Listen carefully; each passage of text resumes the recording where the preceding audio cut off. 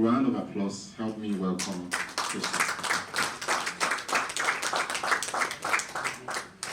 Good afternoon, everyone. So as you guys can probably hear from my voice, I'm an American. And I'm excited to be here in Nigeria to share more about innovation, AI, and brand trust. And so I'll start a little bit with my background. So I worked in network news in the US for over a decade, where I booked over 140,000 talents manually for media. I vetted them, I sourced them, and I got them on air. In that process, one of the main things was that the majority of the media outlets that I was working with, which was over 1,300 stations across the United States, they depended on me for trust. They trusted the actual people that I was going to bring on air. They trusted the credibility of the talent that was there. And so in that process, I said to myself, well, why is it that when I say someone is good enough to deliver, that it's never questioned? There was never any checks and balances. It was, if Crystal says this person should be on air, then it's good to go. And that created a lot of risk, right, for the brands. It created a lot of risk for the outlet. But most importantly, it created much risk for the audiences that we were serving. And so I know I'm in a room full of marketing professionals, brands, people who actually represent the voice of the country, right? And so one of the things that I really want to talk to you all today about is the future of brand trust, right, and artificial intelligence. So my experience in that newsroom actually made me decide to automate all of those processes. So the sourcing of talent, the finding of the talent, the vetting and verifications of the talent, and then ultimately the connecting of those talents to different opportunities, right? And so in that, I am an artificial intelligence technology company. We have been in a place where we've had our talents booked across Forbes, Bloomberg, Fox News, National Public Radio, and the list goes on and on and on. And I'll get into why and how I'm in Nigeria in a second. But before I go into all of that, I want everybody to think about going back to basics. Because Dr. Salami gave some very great statistics about the rate of innovation, the speed to innovation, why it matters. And a lot of professionals in your roles, you don't believe that you can innovate, right? And I am a non-technical founder. I was a journalism English major in college, and I went on to build a technology company that has been venture-backed. We've been blessed to be a part of the less than 0.3% of Black women technology companies that are venture-backed in the US. And so I have a unique perspective, and I want to thank the organizers for feeling that I am worthy enough of being in this room today. So we can go to the next slide. Thank you so much. So trust starts very, very early. And so I had these are my team members, guys. My entire team is here in Nigeria. And I have my lead technical advisor helped me build my technology company. And so I want to start with my quality assurance engineer, right? We talked about what are some of the brands that matter to them very early on when they were little. And so Innocent, who's at the top, right? His favorite brand growing up was 7-Up, okay? And he said it made him feel excited. And as you guys can see, he loves 7-Up so much that 7-Up was at his birthday party, right? Now we have Yuen, who is our social media strategist, and he said his favorite brand was this cookie brand that he loves so much. He called them biscuits. And he said whenever he got these biscuits, Yuen said it made him feel like determined and excited about life. ADVAN, who runs all of our content and comms, she said that Indomie was the thing that made her just feel better about her day. And she's the youngest of five, and 4 brothers over top of her. So I'm sure she needed that Indomie to get through the day. Now we have Julius, who also said Indomie was his favorite brand, right? And it made him feel joyful. And last but not least, we have Pelume, who is our product designer. She's one of my first team members, started with 3. Now we're up to about 20 team members. And Pelume actually created the actual foundation of our solution. And she said that Bic Pens was her brand that made her feel happy, right? And so what I want you all to do, don't look at me for a second. I want you to close your eyes. Close your eyes. I'm not going to do anything. Okay. Close your eyes and think about the brand that made you feel some kind of way when you were as little as Pelume, innocent, or even Yoying, right? And I want you to think about that feeling, because more oftentimes than not, you go to the next slide. More oftentimes than not, we get caught up in the conversation of today, and we forget where we started, why we started, and the foundations of what it is that we're looking to build. So when people say AI, right, artificial intelligence, I really believe that it is really about the authentic, right, interactions that we have with our customers, right? Because technology is going nowhere. You cannot run from it. It is here, it's only gonna grow, it's only gonna scale. And what I wanna encourage Nigeria to do is to get in the game. Because the game is only going to continue to scale and dominate. And you will be left out of the fold, like Dr. Salami said, if you're not bringing innovation into your actual organizations. Now, for me, right, that's me as a baby. And years later, right, I'm about 8 years old in that other picture winning a talent show. For me, my favorite brand was Barbie. Nobody couldn't tell me that. Sometimes I still think I am a Barbie, right? But no one could tell me that Barbie wasn't my thing, right? But there's one thing about brand trust that really matters in this age of AI, is that it's the replicable things that you're doing day after day after day after day that makes a difference. Now, when you think about those brands, right, and you think about trust, I want you to think about what was the moment that the trust broke for you, right? Whether it was a brand, whether it was at home, right? There's a moment in your life where there was a pattern, right, of predictability, right? A pattern of predictability. And then at some point, something happened to make you stop believing in that brand, or to stop believing in that person, or to make you go somewhere else and buy somewhere else. So for me, mine wasn't necessarily a brand. Mine was a relationship. And so for years, I had a diary, right? A little journal that I would write in, and it had a lock on it, right? Had a lock on it. And one day I got in trouble in school because I was not the best student in school. And my mom said, the teacher told my mom that I was writing in my diary in class. And so that's why I had to go to the office, right? And it's kind of like Dr. Salami said, oh, no, not you again, right? And when I went into the office, my mom came up to the school and she broke the lock on my diary. And that was the moment that trust was broken. And as people who are putting out messages to the world about your brands, you have to think about the moment where trust is broken, especially in the age of AI. And it took my mother, and we're still working on trust, and I'm way older than 9 years old, okay? But it took her years to regain that trust. And as we move forward into the age of AI, we have to really think about, it's about the predictions that your brands are making for your customers, right? And when you think about, I believe your future behavior will match your past behavior.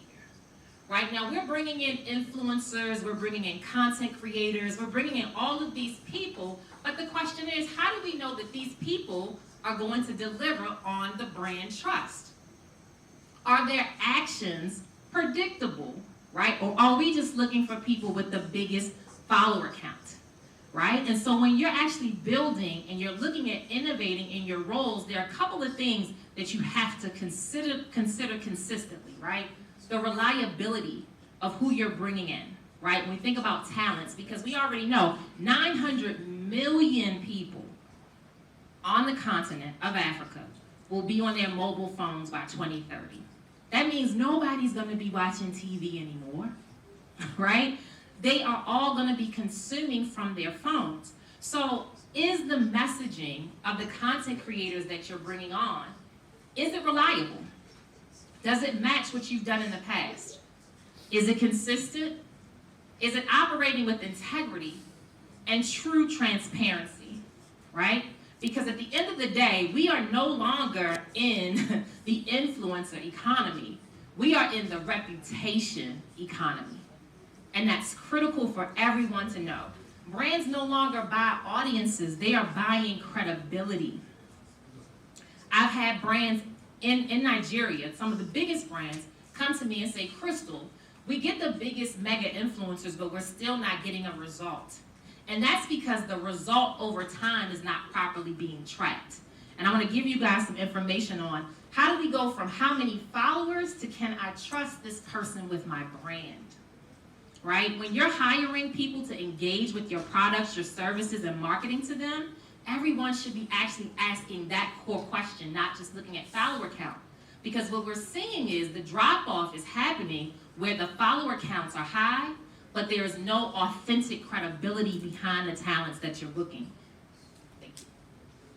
So what does it look like, right? The trust gap is widening every single day, guys. 81% of consumers say they need to trust a brand before they buy from it or recommend it, right? It's kind of like my team members in the beginning slide. But 34%, okay, only say that brands are actually trustworthy. So for those of you who are working with brands, marketing these brands, you have to ask yourself, where is the trust breaking? Because the trust aspect of artificial intelligence is what is questionable to many consumers, right? So the authenticity crisis, from deep fakes to AI-generated content, fake followers, fake reviews, and bots, right? When you guys have those automated replies on an account that's advocating for your brand, that's creating distrust with your audiences. This is why we can't go from that level of automated engagement to conversions, right? So you need to be able to hire influencers, creators, subject matter experts that actually can engage authentically with your audiences to actually remove that trust gap. So there's one thing I want to leave you with, because I know we're on limited time today, is a build framework, right? And everybody should be thinking about, how do we build within this ecosystem? So I'll tell you guys, with my role formerly in the newsroom, I looked at the processes that I was doing every single day, and this is my call to action to everyone in this room. Looking at your processes every single day and asking yourself, how do we build a framework that actually communicates trust? And how can we automate that framework? Okay? Because again, artificial intelligence is not going anywhere. Dr. Salami also said it's about productivity. You cannot be productive in today's competitive landscape without automation. The question is, will you build the automation, or will you have someone else build the automation that dictates the reality of your organizations? So for me, I know and I know it's a very unique dynamic. When I was in network news, I was the only Black woman in my newsroom for an entire decade. I know that's very different from Nigeria. And during that time, what I had to create was such a strong infrastructure that was indefensible around trust that no one could question my credibility.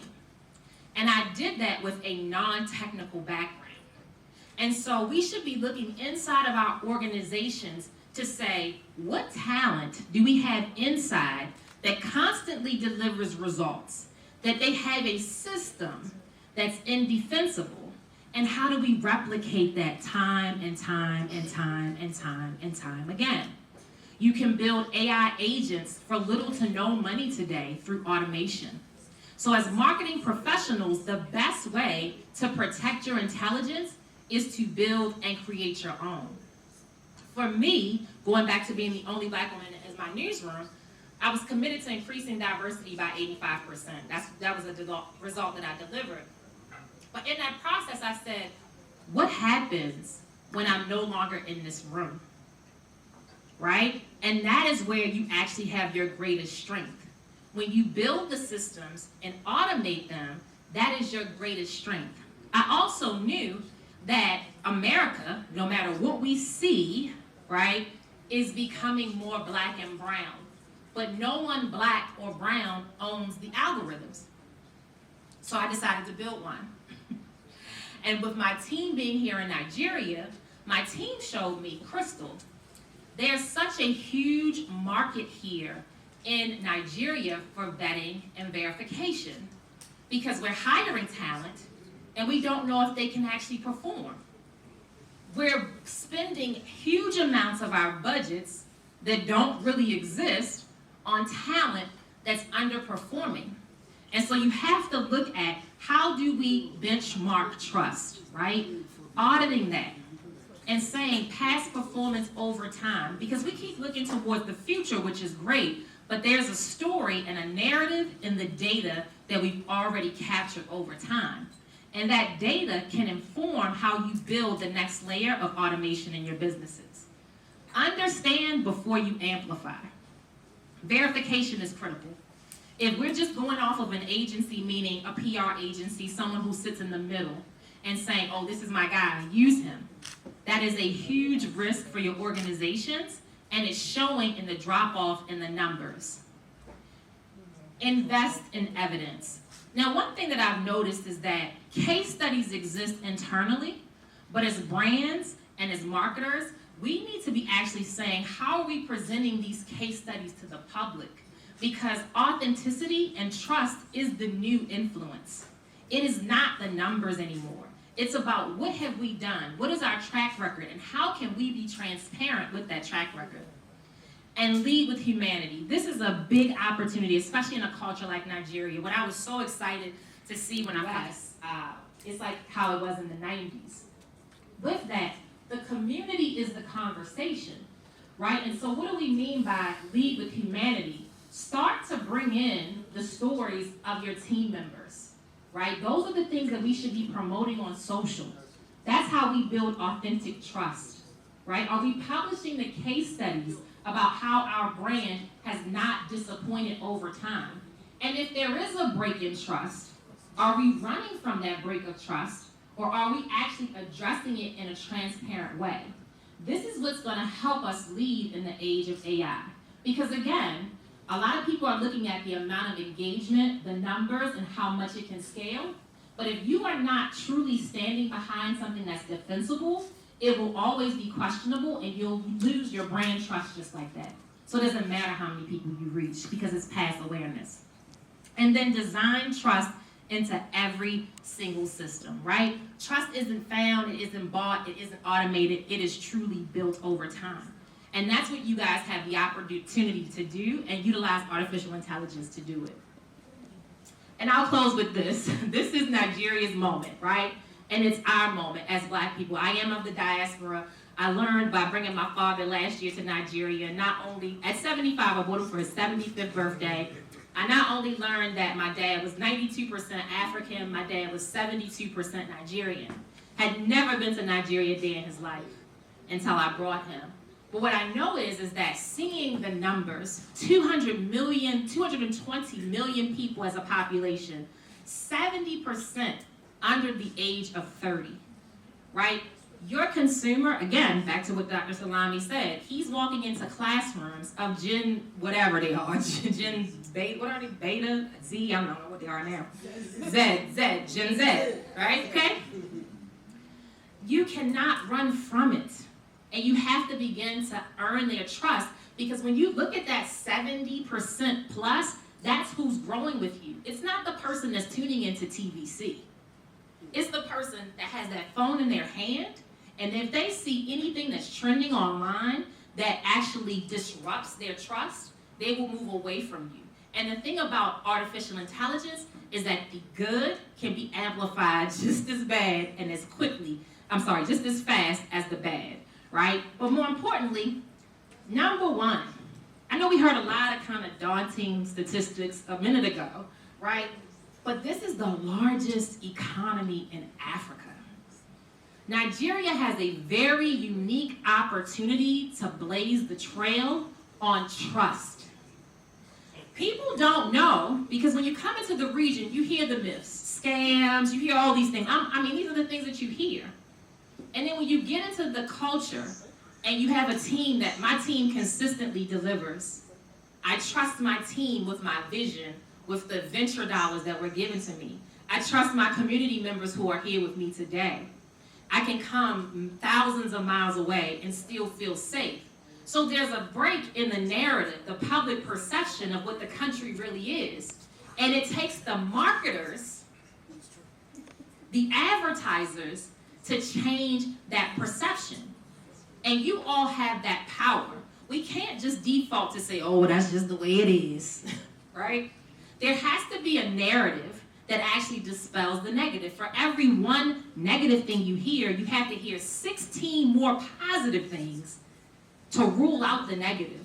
And so I want to encourage you to focus on building trust within your organizations in a way that can scale and grow, and use technology to your advantage, because you cannot run from it. If you continue to run from it, you will be left out of it, okay? And so I will end with Ideri, right? Okay? Her favorite, yes, come on y'all, give it up for Ideri, yes. Okay?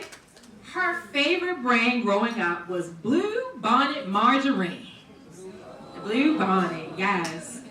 And Ideri, how did Blue Bonnet make you feel growing up? Happy.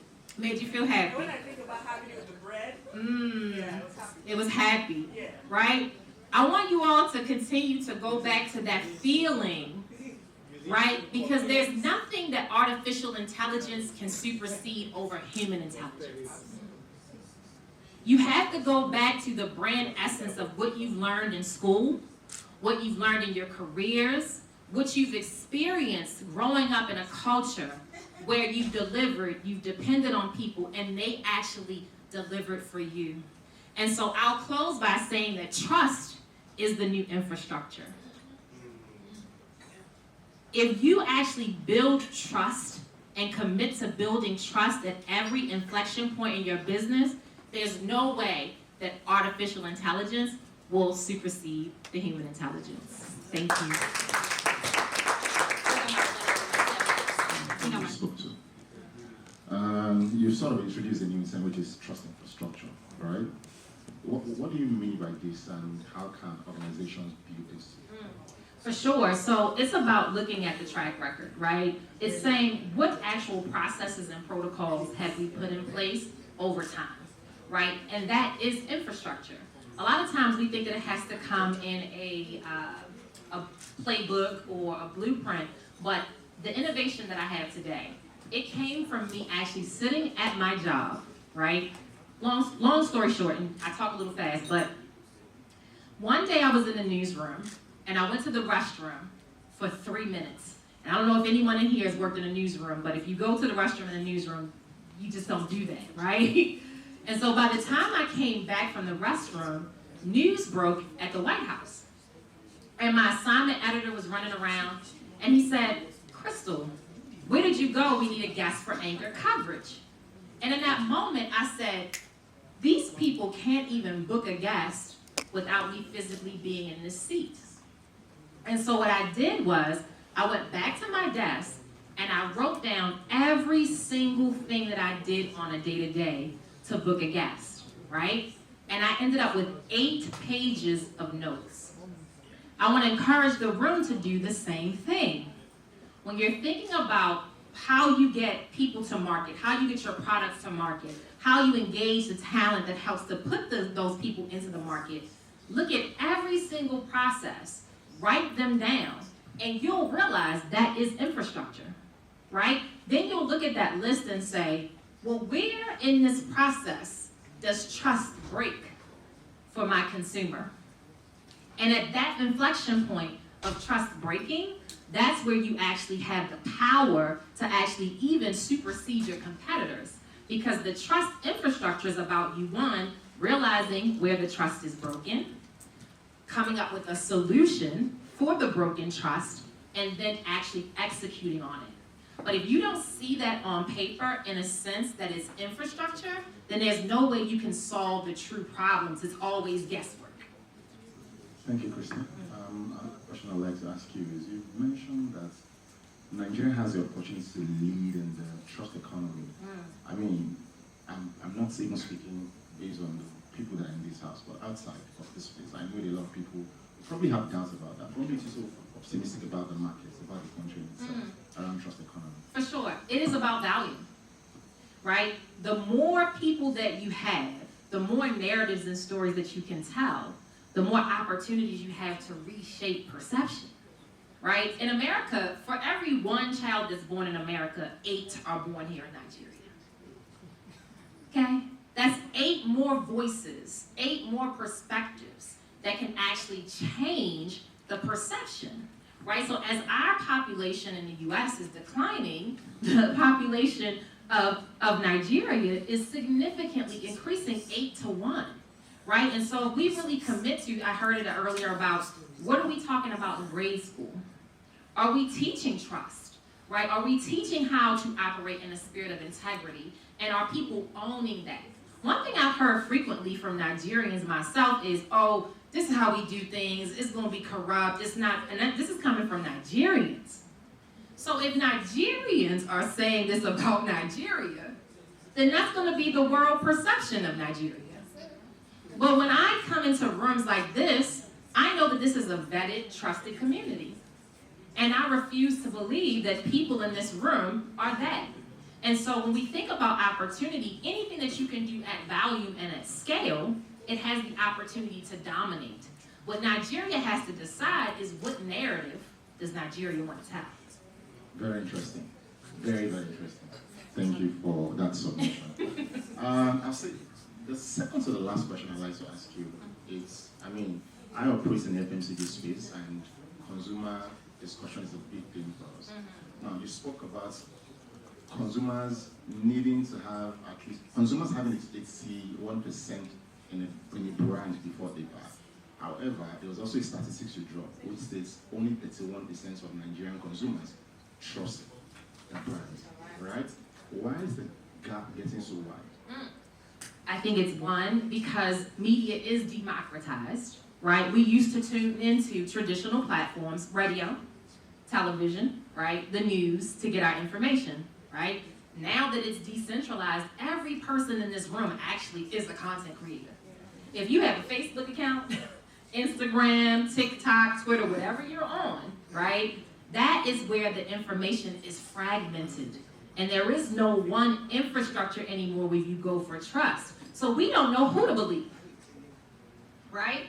Is it my favorite influencer? Is it the person who works at Airtel, right? Like, who do we believe? And that's where the vetting and verification comes into play. Because if you're transparent about the work that you're doing around vetting and verification and credibility, then that actually reestablishes the trust. So the huge gap is there is because where we access information, which was centralized, not even 15 years ago, now it is decentralized. We have to commit even more to actually bringing that fragmentation together through some layer, what I call is a trust infrastructure. And that's based on vetting, verification, credibility, and reliability, right?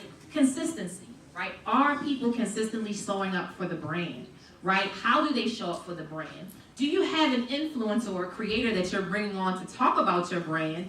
They're on with you, with Airtel one day, then they're on with MTN the next month, and then they're on with, with T2 or 9 Mobile the next month. That's inconsistency, right? And so we need to study those things and ensure that those things are in place so that we can now close the gap. Okay. So as we wrap up, if there's anything you want people in this room to remember from this session, what would you want it to be? This one might be, need to go off the record, you know. As an American, as a Black American, coming into a Black country, I can say this. I remember being in a hotel for 2 weeks, and this is just a transparency moment. And I was watching television every day, and I remember seeing on television, I was like, there's no white people on TV. And that was something that took me way out of my own reality because I was the only Black woman in network, and I was at the #1 cable news network in the nation on 1,300 stations across the U.S. And so then I ended up going to TVC, to their newsroom, and I saw that the whole newsroom was Black. And then I started to look at the data around the world is Black. Right? The world is Black. Brazil, the Dominican Republic, right? The world, Australia, the Aborigines, the world is Black. And as Black people, we have to stop subjugating ourselves to what a colonizer would determine our value is, what our stories are, right? And how we move in these spaces. We have to know the power that we possess. Listen, I'm a Black girl from Baltimore City. I don't know if y'all know anything about Baltimore, but it's the hood, right? And I never would have thought that I would be able to be doing global business on the continent of Africa, in Nigeria. But what I know is that there's a unique divine power that's within me that is Black. That allows me to own my story, to own my narrative, to own what I build, and to own what people say about me. Because you can vet and verify me. You can Google me, you will find it all there online. And if we commit to having that track record of verifiable goodness, greatness, innovation, creativity, because we lead the culture. Everything about us as Black people determines the culture of the world. And so when we as those who are committed to putting messages and narratives out to the world own that and embrace it, the message I would say is that take what you have, make it great, and dispel the myths using the power that you have. What an amazing way to close. Please, a round of applause for Krista. What an amazing way to close. Thank you so much, Krista. Yeah, thank you so much. Thank you everyone for this